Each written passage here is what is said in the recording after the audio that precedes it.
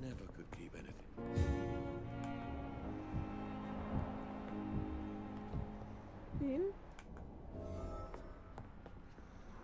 Good evening. I'm Dr. Reid. Can I help at all? No. Really?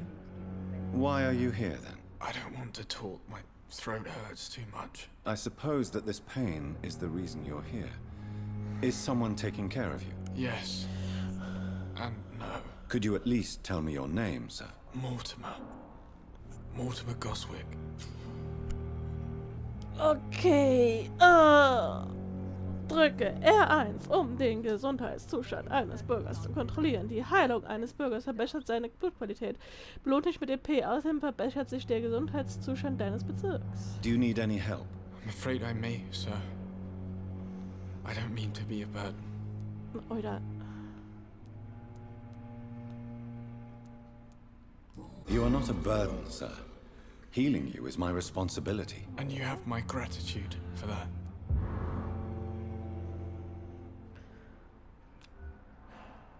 Erholt sich.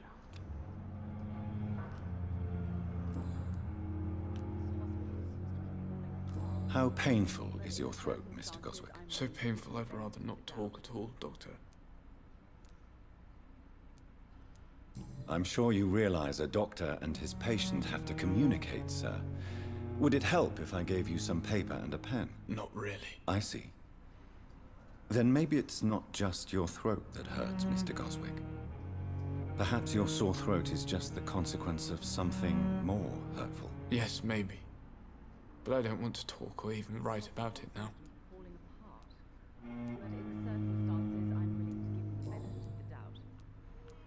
I have to go now, sir. But don't hesitate to contact me if you need any help. I'm all right. Don't waste your time with me. Good evening, madam. Can I help you? It's my son who needs you, sir. I'm Dr. Jonathan Reid. How can I help your son? I'm Beatrice Goswick, mother of Mortimer Goswick. Could you check on him, please, Dr. Reid? Hab ich doch gerade I've gemacht. heard much of your talents as a physician. Ich werde mal ein bisschen was. Ich möchte was trinken. What can you tell me about yourself, Mrs. Goswick? Not much to say. Just take care of my Mortimer and I'll cover all the expenses. That's all that matters. Are you really that rich? Most of the patients here are of a more humble origin, if I may say so. Yes, thanks to my husband. May he rest in peace. I can cover any needed medical expenses. May I ask if you have an occupation, Mrs. Goswick? I'm a teacher by profession. I teach young women who are more ambitious about their futures than their families. What do you think of your reception here? Any complaints? I have had the uttermost reservations about this hospital since we arrived. But we had no other choice, considering the state of emergency. Is there something in particular that's bothering you? Some of the staff were not especially welcoming. I suspect they're not accustomed to dealing with patients of such social standing. Naja, wir sind auch Stress hier. Tell me more about your arrival at the Pembroke Hospital. What gave you such a bad first impression? The ambulance driver was quite rude, for a start. And that nurse, Miss Hawkins, seems to have quite a dubious attitude. What do you mean? She managed to secure a bed for my son despite the epidemic. It was a relief, but it wasn't cheap. Ooh.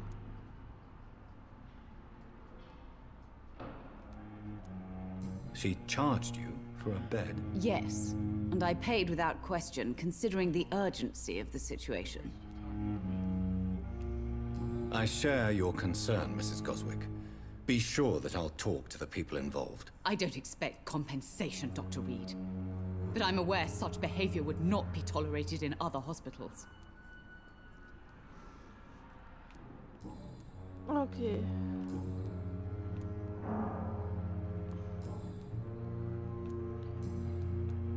Goodbye, Mrs. Goswick. Okay. Good evening, sir. Doctor.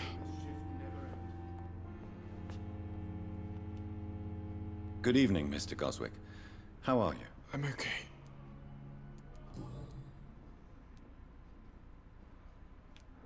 How painful is your throat, Mr. Goswick? So painful I'd rather not talk at all, Doctor. Okay. I'll let you get some rest then. I'm alright. So many deaths. Good evening, Mr. Goswick. How are you? Lass dich ausruhen. Hier. Okay, ich komm wieder. Why did your mother have you hospitalized here?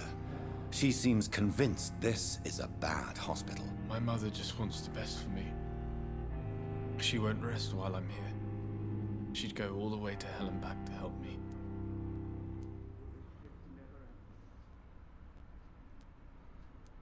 Pembroke Hospital may look unorthodox, but rest assured you're in good hands here.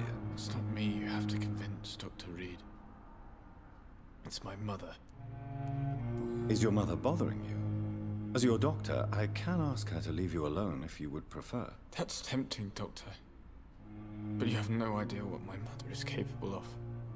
She would tie herself to my bed if you asked her to leave.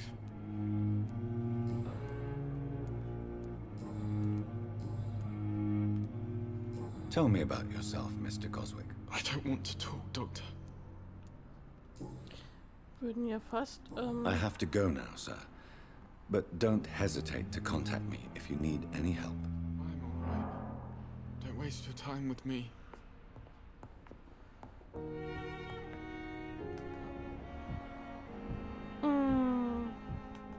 Ich mach mal neue Freunde. Good evening, Doctor. I believe we're going to be working together. Dr. Reid. Dr. Swansea informed us of your arrival, but I could not dare to believe we'd have such good fortune. Such an honor, sir. Thank you.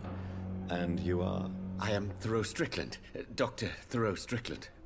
I'm a great admirer of your work, Dr. Reid. Okay. Erzähl mal was.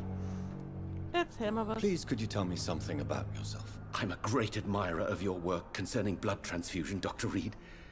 I run my own experiments. I'm convinced it's the future. Schön. What made you choose to be a doctor? I'm not ashamed to admit you and your work have inspired me. I am honored to have the opportunity to work by your side.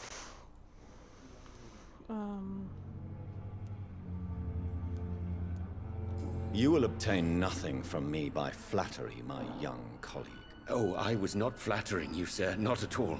Just clumsily expressing my sincere admiration. I based my technique on my mentor's research. He helped me perfect my method. What is yours? I'd rather not talk about it. For now, it's just theories and first approach. My process is purely experimental and unsuccessful. As long as you're cautious and methodical, you may remain empty-handed, but you won't fail. You're not the first one to warn me, but I am convinced knowledge is the main weapon against the ravages of this epidemic. Okay. What can you tell me about the Pembroke? Well, it has always been an honor to work with Dr. Swansea. But with Swansea? your arrival, I can't think of a better opportunity to learn about blood transfusion.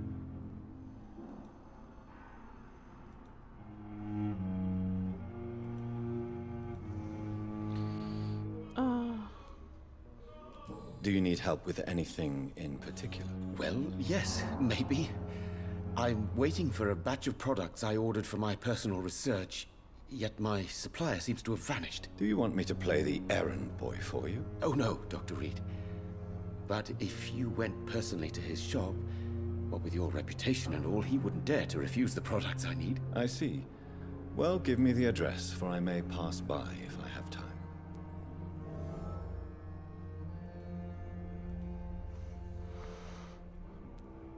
You seem quite optimistic.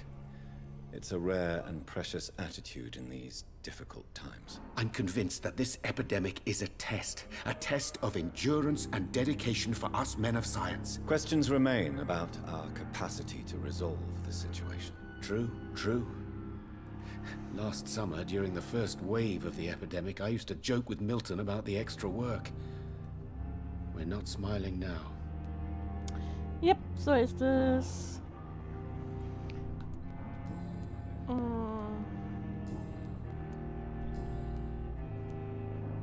Tell me more about your willingness to experiment with new medical techniques. Harvey Fiddick is a patient suffering from a severe injury that could cripple him if not treated correctly.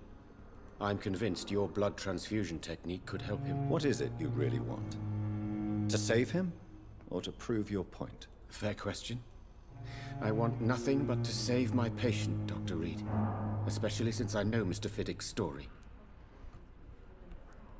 Okay. Tell me Mr. Fiddick's story. Our first diagnosis was compromised because Mr. Fiddick lied to us about the real origin of his injury. He first claimed it was an accident. But why would he hide such crucial information from us? Because he is a proud father. Ashamed of putting his children at risk because of his own negligence. So weit aber auch. This personal involvement could also appear to be a lack of impartiality. You must know that a good surgeon must remain neutral. I agree. But that does not excuse Dr. Ackroyd's behavior. A man who did not even take time to converse with his patient. Do you think keeping his distance was a mistake? All I know is that I'm taking care of human beings with desires, hopes, and fears. Not some biological machine comprised of blood, bones, and flesh. Okay.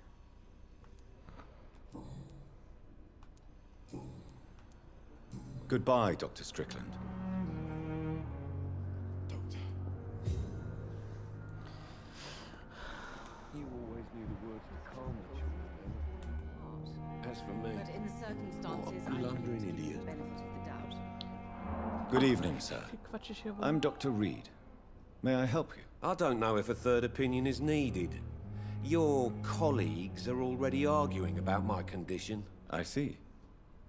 Would you mind telling me more about your situation? I'm Harvey Fiddick. All I want is to get me bloody arm fixed properly.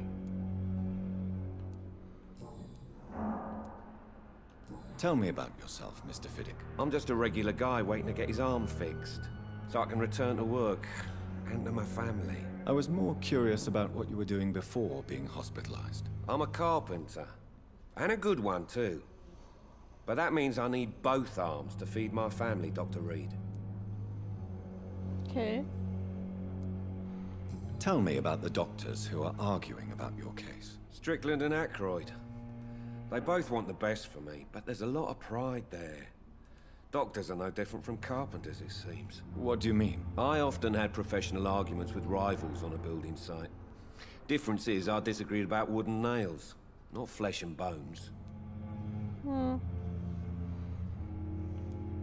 Are you satisfied with your treatment here? Well, it's clear that I've chosen a bad time to be injured. Forgive my bluntness, but you seem overwhelmed by cases of the flu. I won't lie to you about it. I'm afraid we are. Are you sure you don't want to operate yourself, Dr. Reid? I have the feeling you're very capable. And your colleagues seem to think so too. In other circumstances, you would be right. But for now, I don't think I can take on the responsibility. My apologies.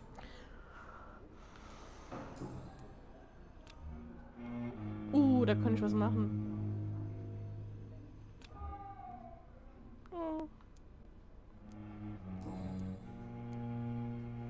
Tell me about your injury, Harvey. Why do you feel so guilty about it? My wife died because of me.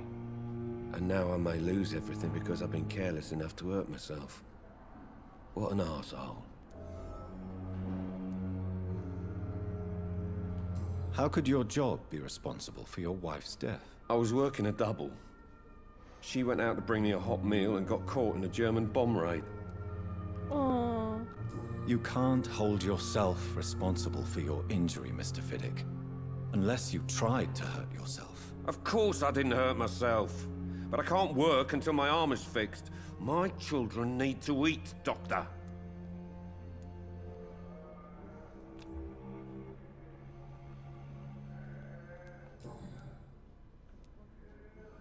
Tell me more about the death of your wife, Harvey. 1915.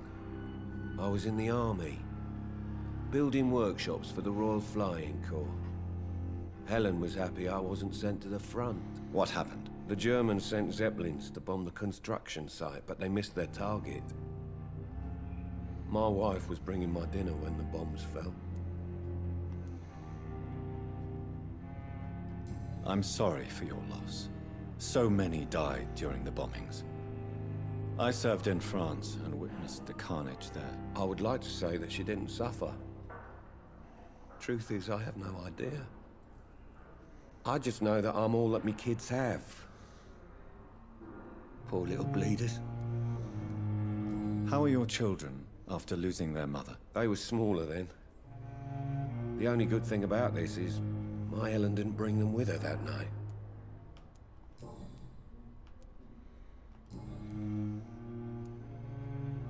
Goodbye for now, Mr. Fiddick. I'll see you later. You always knew the words to calm the children, Helen. As for me, what a blundering idiot. Unvollendeter Brief.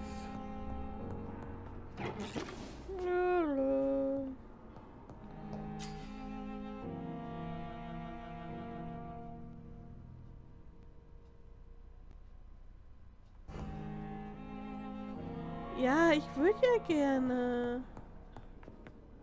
This hospital seems to be falling. My sweet girl. Ist nicht so.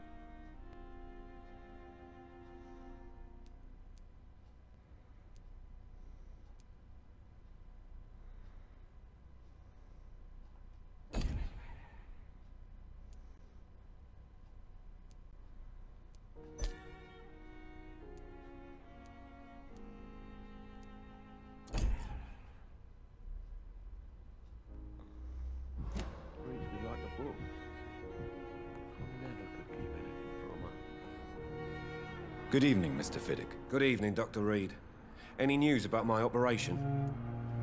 Nö.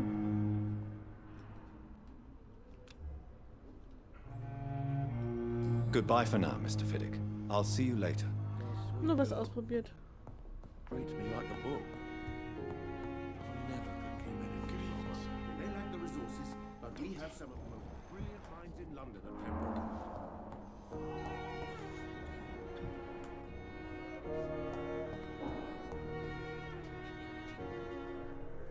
Good evening, sir. I'm Dr. Reid.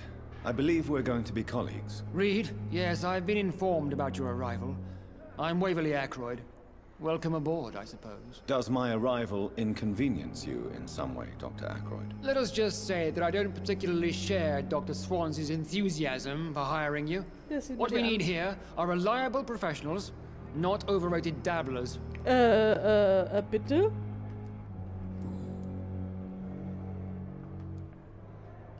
If you have a problem with me, Dr. Ackroyd, please feel free to tell me. Dr. Swansea has imposed your presence on this hospital without asking anyone's advice. The benefit of his position. But I don't agree with it. I know we've never met before, but I believe this hospital could use all the help it can get. You will agree with that, I'm sure. Oh, but I have heard about you, Dr. Reid. Of course, you can't say the same about me, since I have not wasted my time courting the press.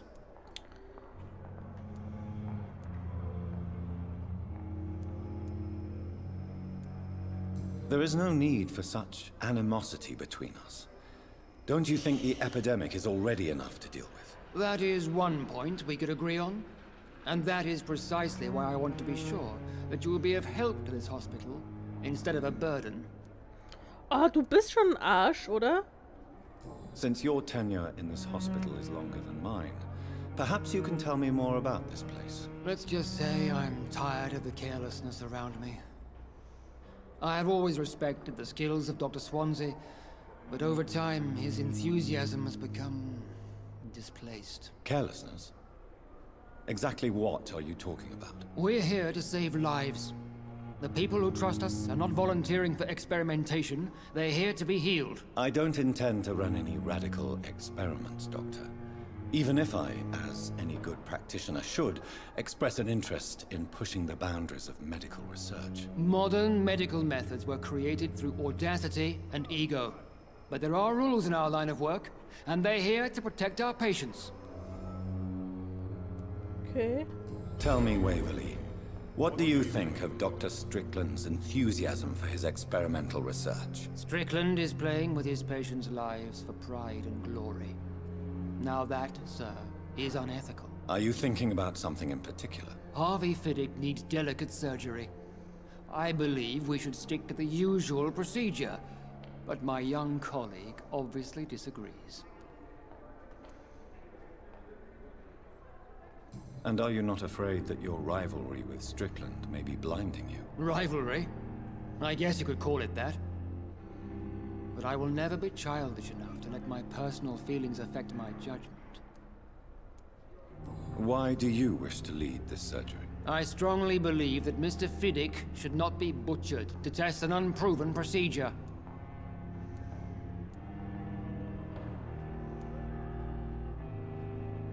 Other people may say that's too conservative a point of view. Conservative? And what are you going to say to Mr. Fiddick if he loses his arm because of the operation? Because that's what's going to happen if the surgery is a failure. Okay.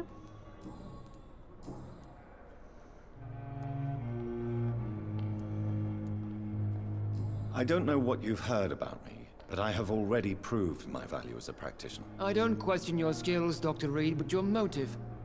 Is it money, fame, or are you truly dedicated? And what exactly is that supposed to mean? I served in the war just like you. But unlike you, I did not use the wounded to play the modern sorcerer. Be careful what you insinuate, Dr. Ackroyd. I only want you to admit you used those men to improve your theories. Entschuldigung.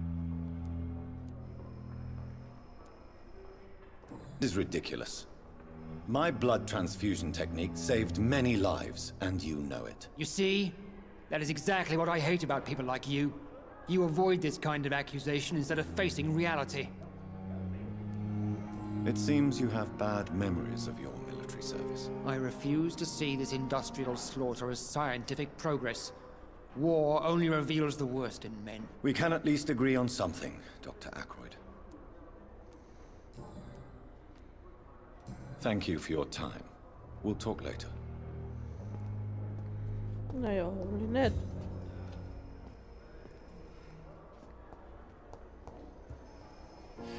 Oh, Swansea. Was haben wir hier? Mathelma noch?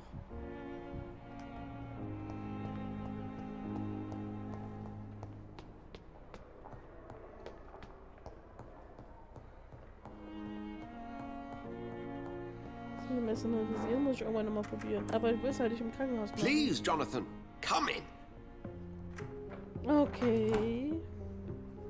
Fascinating, is it not? In the last decade, so many mysteries have been brought to light with our microscopes. The human body, biology's penultimate frontier. The more we explore its boundaries, the less we're able to trace a clear line between life and death. You, my friend, have a foot in both countries. The view must be vertiginous. It's at least as vertiginous as chatting about vampires with you, I would say. This must be all so new to you.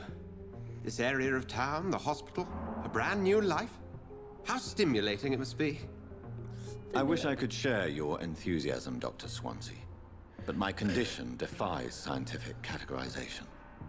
Undead? Unalive? Immortality defies logic. I cannot express my thrill at this serendipitous turn of events. The world's most eminent specialist in blood transfusions, a vampire. One might say a gift from heaven.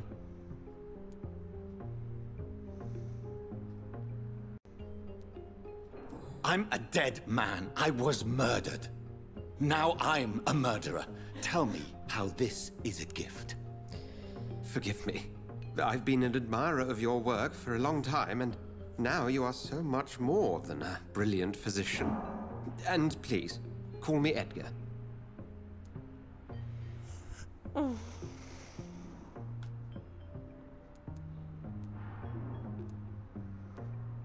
Thank you. But I'd rather you didn't speak so lightly about my condition. There is nothing I find amusing about this situation. Very well. I have a task for you, Jonathan. Something that will require all your newfound skills. Okay. Please, go on. The Pembroke only survives through the generosity of our benefactors. Unfortunately, our main donor has found herself in a bit of a bind. Now, if you could help her out... A spokesman or politician is what you need. That's not my calling. And until I come to understand what has happened to me, I require discretion. Discretion is in order, Jonathan. Lady Ashbury has recently received rather indelicate correspondence that, if revealed, would jeopardize her position. And you would like me to eradicate this threat? By the stole, of course not. I would just like you to pay her a visit. Her ladyship is certainly near the tents outside, tending the sick. You can't miss her. Look for someone impossibly delicate. Accepted. I'll see what kind of trouble Lady Ashbury is in. Ja. Nein, überhaupt nicht. Überhaupt nicht. Die da könnte es sein.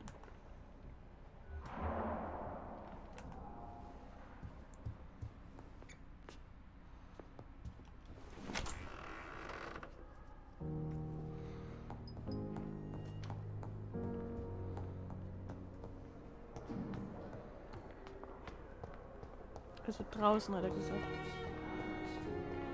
Eine unglaublich delikate, zierliche Frau. Die da? Na, also ist die nett.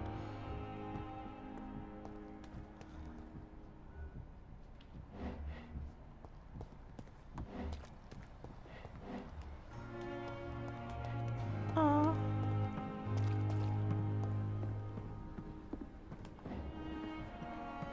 Ich will lauschen. Wie kann ich lauschen? Ich will da lauschen. Ich will irgendwie näher ran? Nee, nicht wirklich.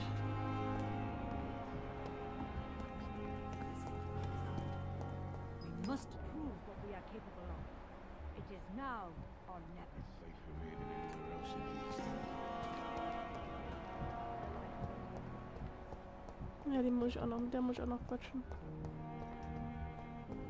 Ist wieder vorbei.